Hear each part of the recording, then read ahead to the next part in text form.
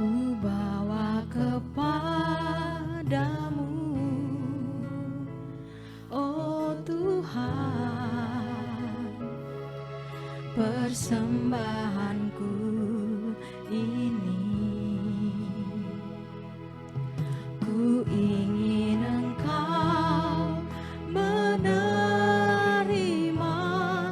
korban syukurku melalui pujian.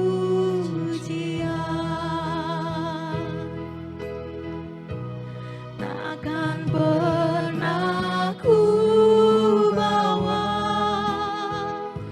selain yang terbaik,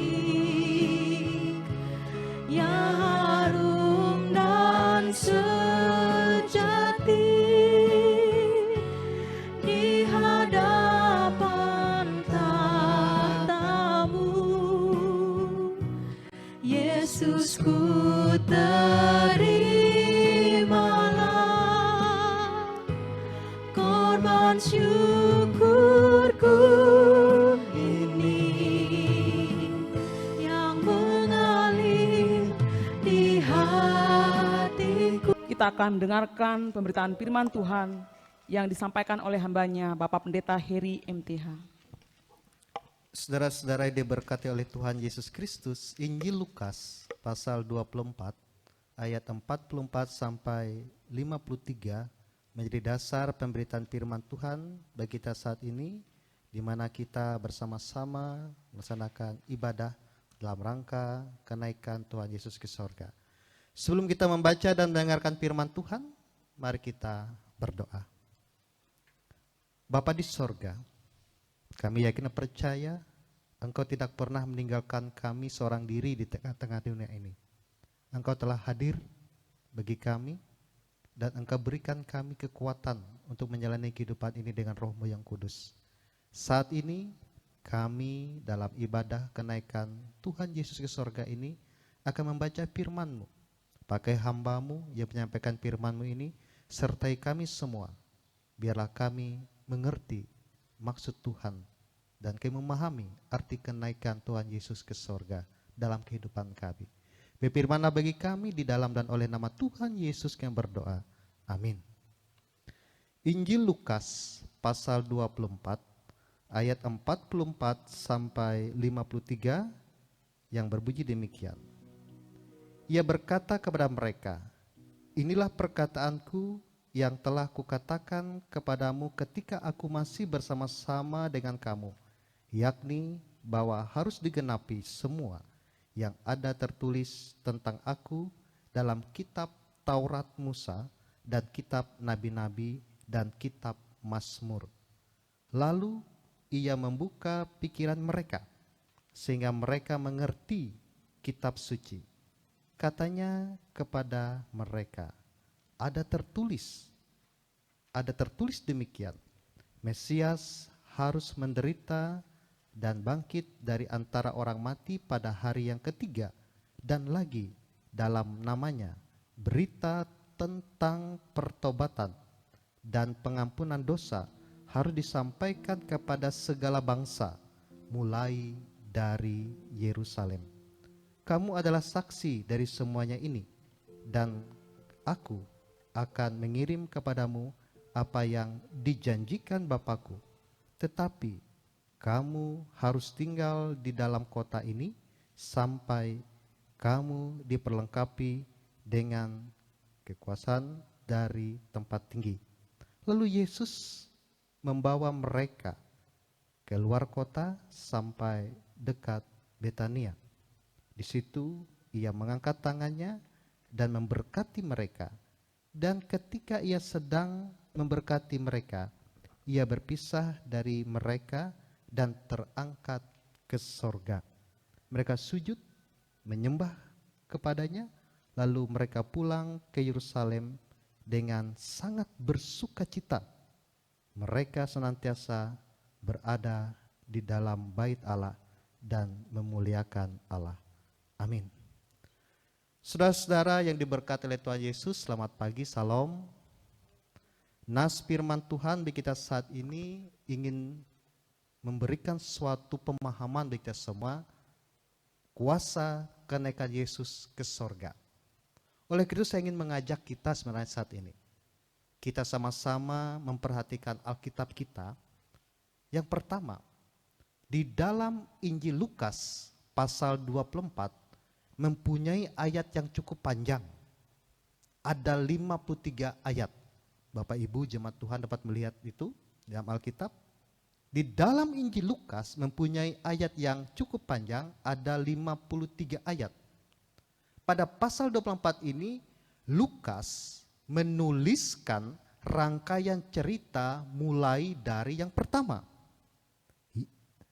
kebangkitan Yesus. Ini dapat dilihat dari ayat 1 sampai yang ke-12. Yang kedua, Yesus menampakkan diri di jalan ke Emmaus pada ayat 13 sampai 33.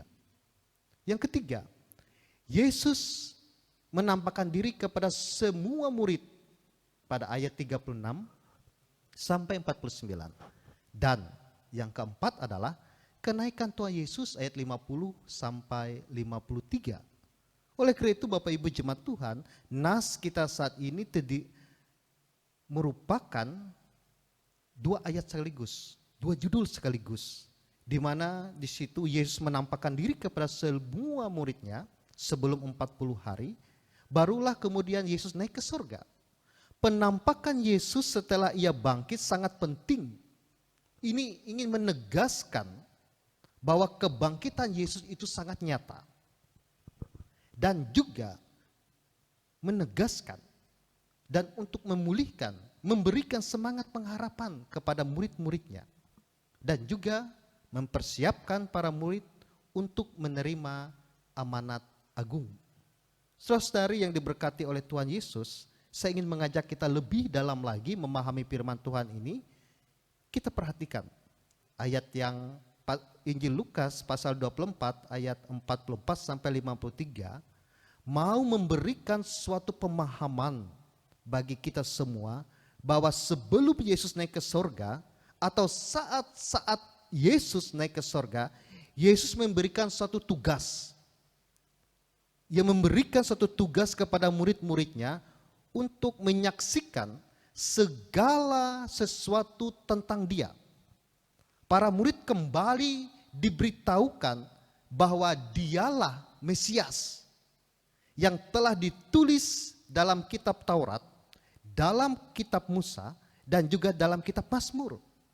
Mesias yang menderita, mati, disalibkan, pada hari yang ketiga bangkit dari antara orang mati. Semuanya dilakukan dalam rangka penyelamatan dan keselamatan bagi manusia.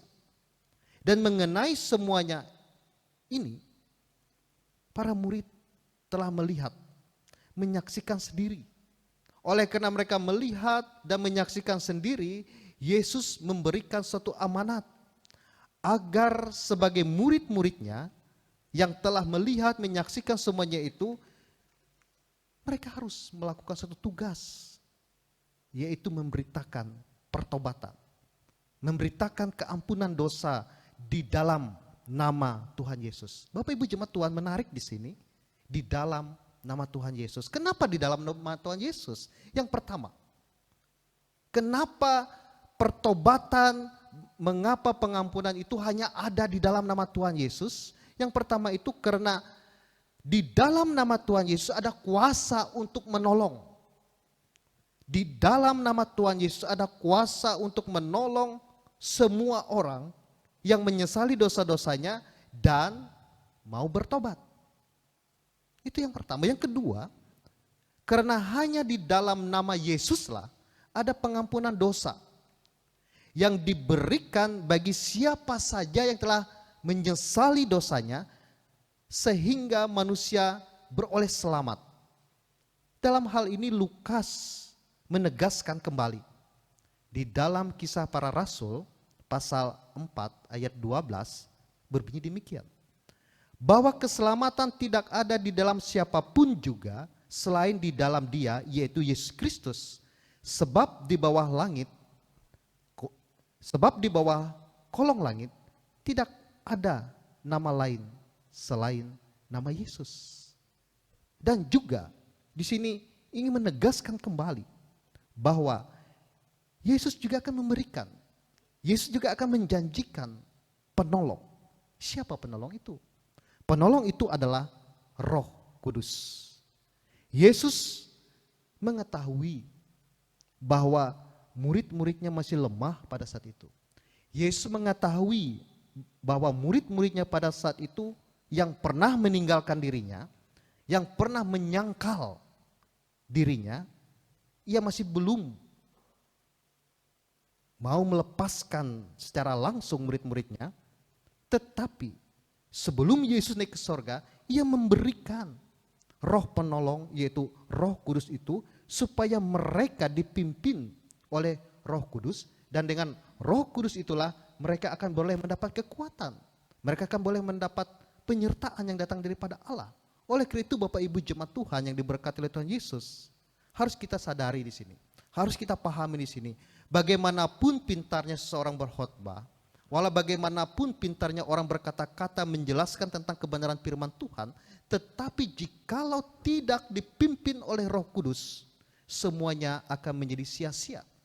Semuanya akan menjadi sia-sia belaka karena tidak ada pengaruhnya bagi orang yang mau menerima Yesus, yang mau bertobat. Tetapi apabila seseorang itu yang telah diperlengkapi oleh Allah, yang telah dikuasai oleh Roh Kudus, maka ia akan membawa suatu perubahan, membawa kepada pembaharuan itu sendiri. Dan inilah yang dijanjikan Yesus kepada murid-muridnya, pun juga kepada kita semua saat ini. Oleh karena itu Bapak Ibu jemaat Tuhan, Roh Kudus membuat murid-murid pada saat itu mau melaksanakan tugas dan melaksanakan amanat agung itu, dan mereka berani bersaksi. Mereka berani memberitakan firman Tuhan. Mereka berani tampil beda dengan dunia ini. Mereka berani setia di dalam nama Tuhan, dan oleh namanya manusia diselamatkan. Yesus memberkati murid-muridnya. Dan pada ayat yang ke-32 Bapak Ibu jemaat Tuhan, saya ingin mengajak kita melihat ayat yang ke-32 dari firman Tuhan bagi kita saat ini yang berbunyi demikian.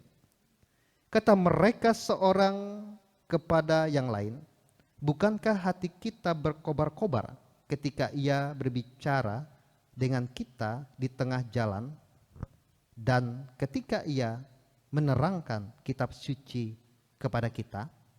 Di mana dalam ayat 32 ini murid-murid pulang dari Yerusalem, dan mereka pada saat itu sungguh bersuka cita. Mengapa demikian?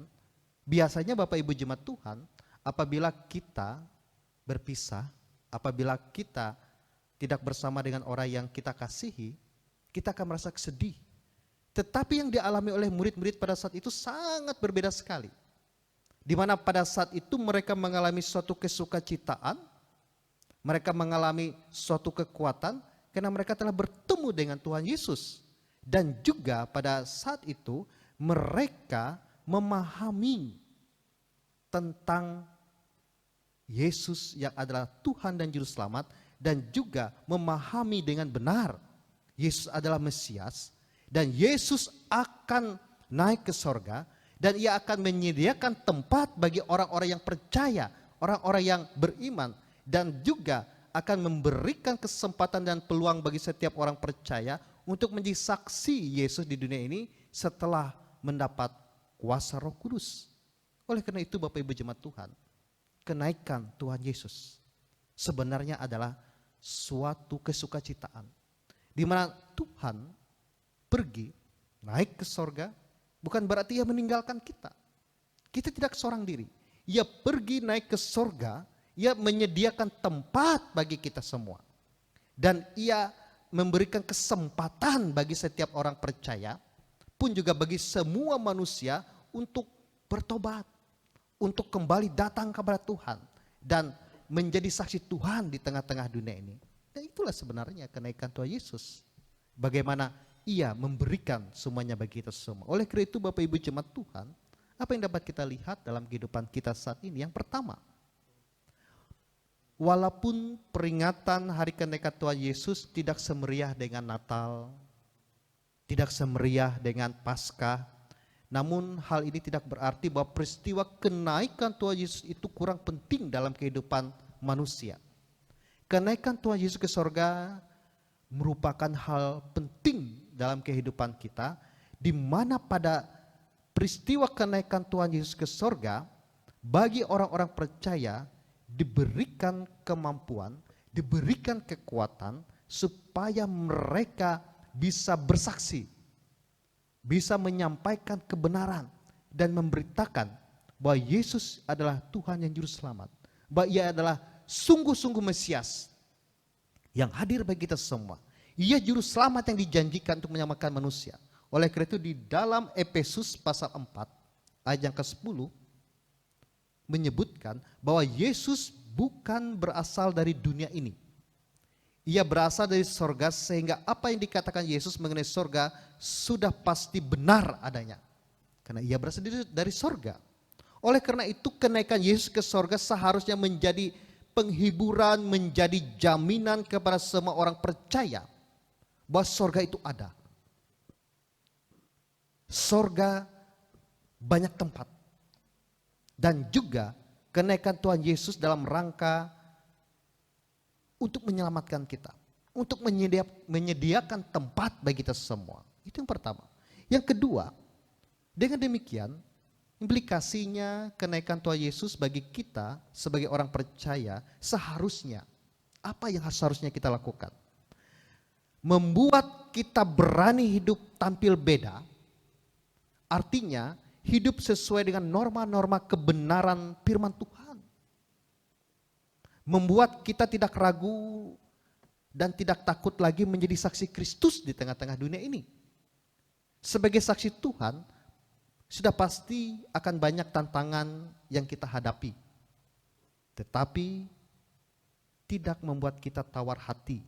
Sebab kita tahu bahwa kesukaran, penderitaan yang kita alami di dunia tidak sebanding dengan kemuliaan yang akan kita terima di surga nanti.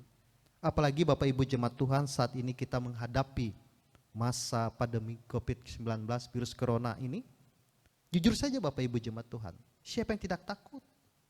Siapa yang tidak khawatir? Dan juga ada pemikiran kita satu dengan yang lain curiga. Tapi jangan sampai menuduh Bapak Ibu jemaat Tuhan. Kita merasakan suatu ketakutan, kekhawatiran, tantangan hidup dalam kehidupan kita, wajar.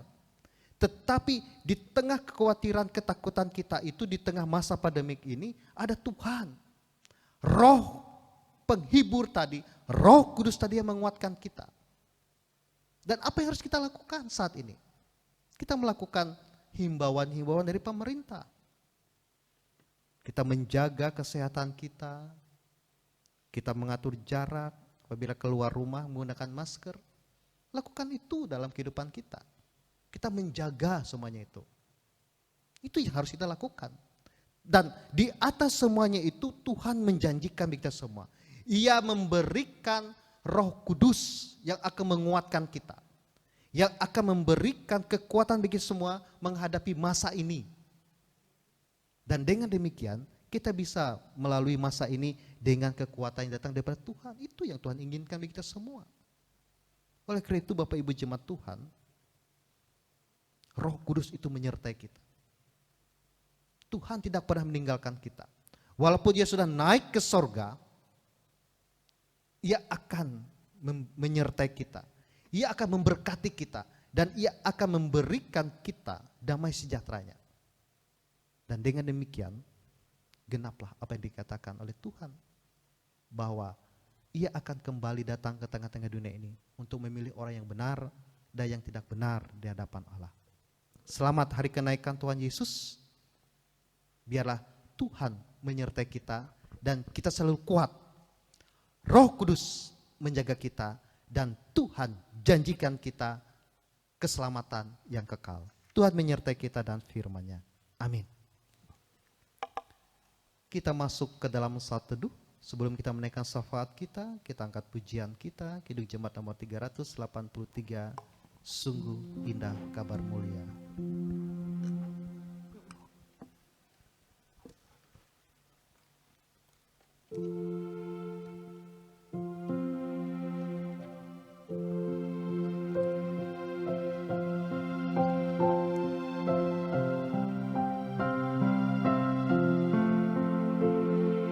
Sungguh indah kabar mulia, hai percayalah. Yesus Kristus tak berubah selama-lamanya. Darahnya tetap menghapus dosa dan celah. Ia hibur yang berduka, puji namanya.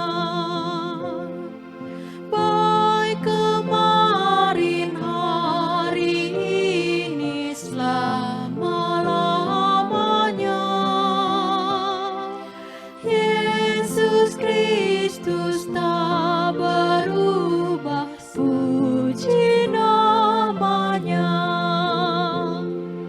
Puji namanya. Puji namanya. Yesus Kristus tak berubah, puji namanya.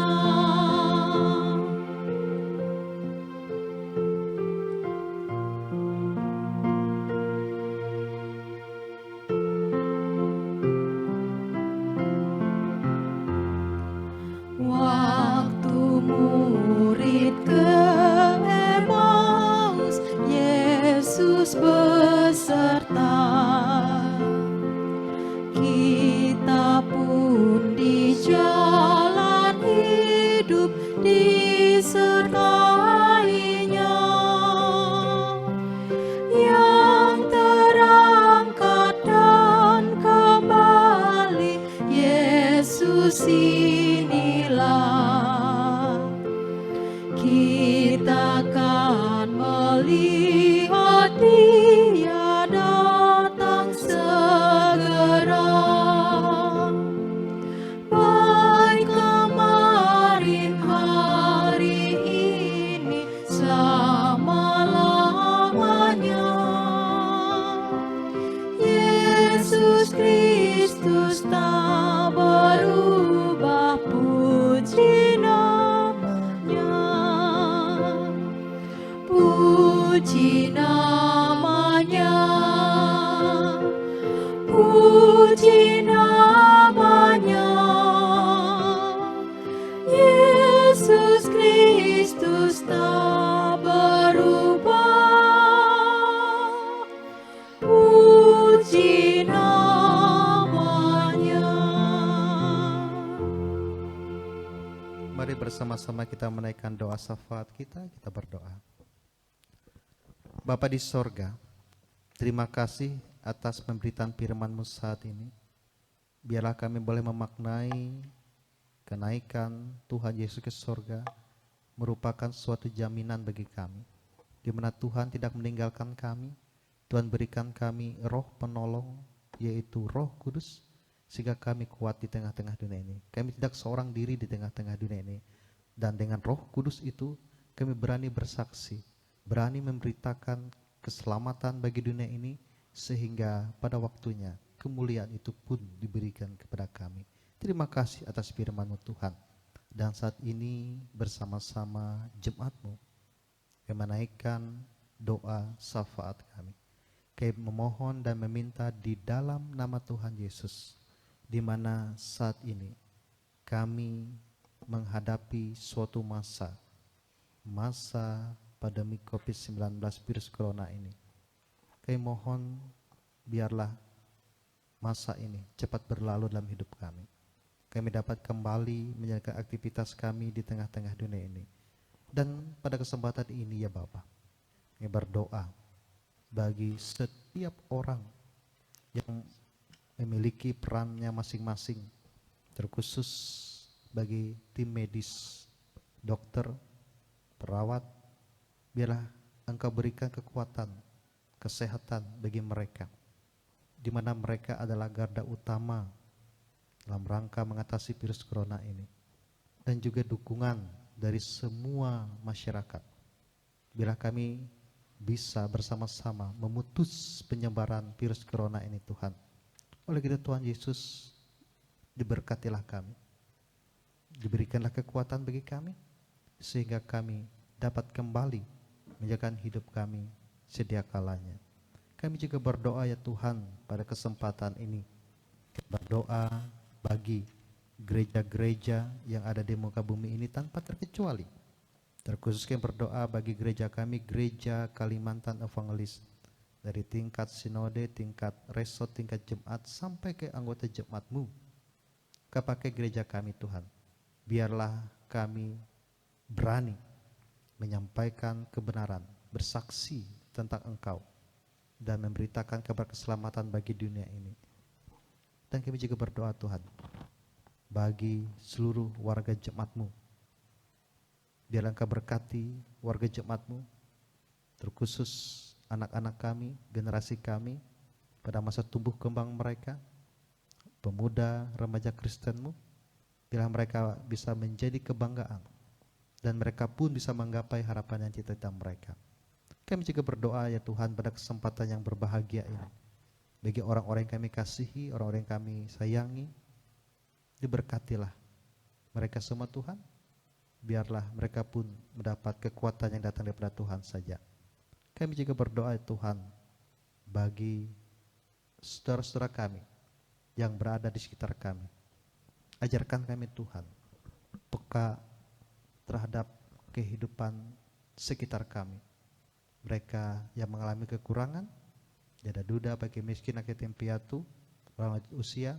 Ajarkan kami Tuhan berbagi, terima pada masa pandemik ini Tuhan. Kami peduli satu yang lain.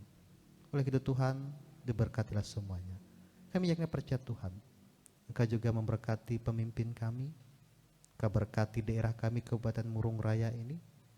Biarlah semuanya kami serahkan di dalam nama Tuhan Yesus. Terima kasih. Kami serahkan seluruh doa kami ini, pengharapan kami, hanya di dalam satu nama, di dalam nama Tuhan Yesus, yang telah mengajarkan kami berdoa bersama demikian. Bapa kami yang di surga, dikuduskanlah namamu, datanglah kerajaan-Mu, jadilah kehendak-Mu di bumi seperti di surga. Berikanlah kami pada hari ini makanan kami yang secukupnya, dan ampunilah kami akan kesalahan kami, seperti kami juga mengampuni orang yang bersalah kepada kami. Dan jangan bawa kami ke dalam pencobaan, tetapi lepaskanlah kami daripada yang jahat. Karena Engkaulah yang punya kerajaan dan kuasa dan kemuliaan sampai selama-lamanya. Amin.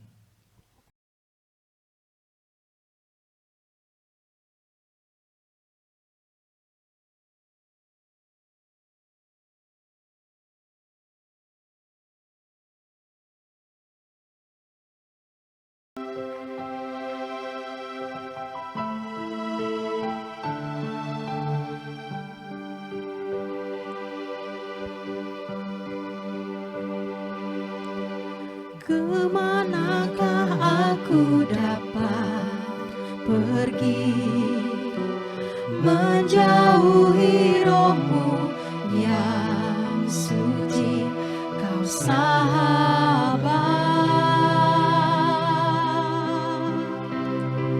dan Kau dekat.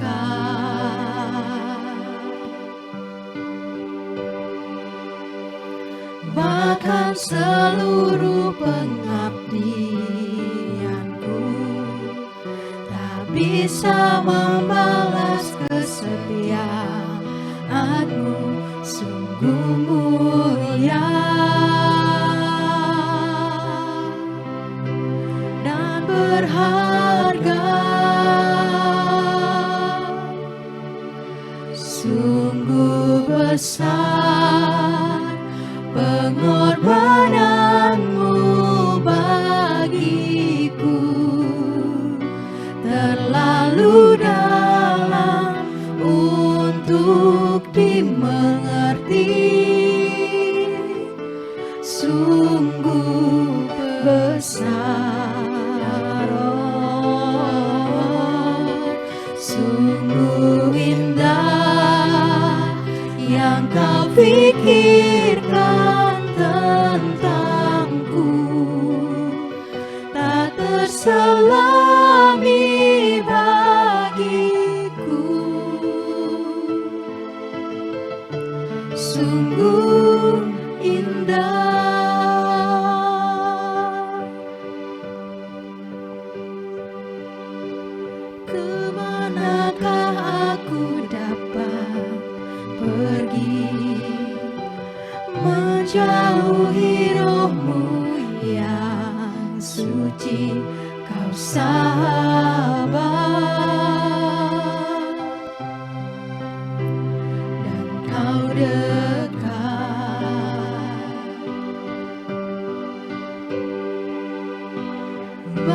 dengan seluruh pengabdianku, tak bisa membalas kesetiaanmu, sungguh mulia